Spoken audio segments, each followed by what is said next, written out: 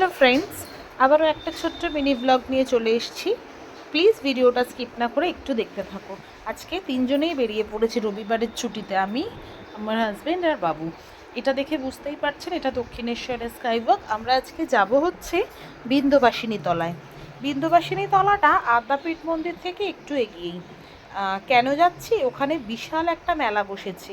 বিশাল মেলা বসেছে তার কারণ হচ্ছে ওখানে মা বিন্দুবাসিনীর পুজো উপলক্ষেই একটা বিশাল বড় মেলা বসে।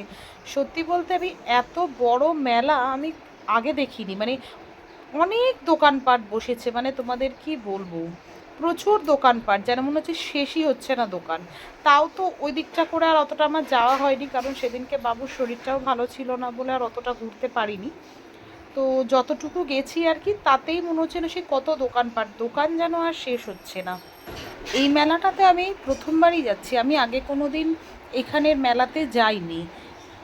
তো তো এই মেলাটা এখনও বোধ হয় 3-4 দিন থাকবে। যদি কেউ যেতে চাও তো দেখে আসো, খুবই ভালো লাগবে। হাঁটতে হাঁটতে এবার চলেই এলাম মায়ের দর্শন করতে। মায়ের মূর্তি কিন্তু সত্যিই খুব সুন্দর, মানে পুরো মনে হচ্ছিল যেন দুর্গা পুজোর মতো।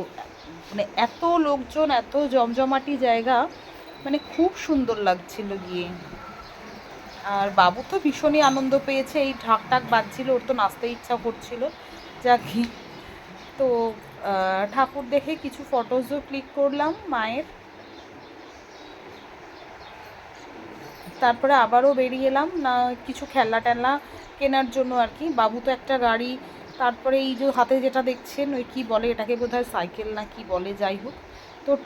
তো টুকটাক জিনিস টিনিস যা কেনা টুকটাক কিনলাম, কিনে একটু ঘুগনি খেলাম আর কি। তারপরে আমরা খাওয়া দাওয়া কেনাকাটা হয়ে গেলে বাড়ি চলে এলাম। কী কী কিনলাম এগুলো কিনেছি, আর বাদ বাকিগুলো দেখাতে পারিনি, তার কারণ হচ্ছে বাবু সেগুলো নিয়ে খেলছিল।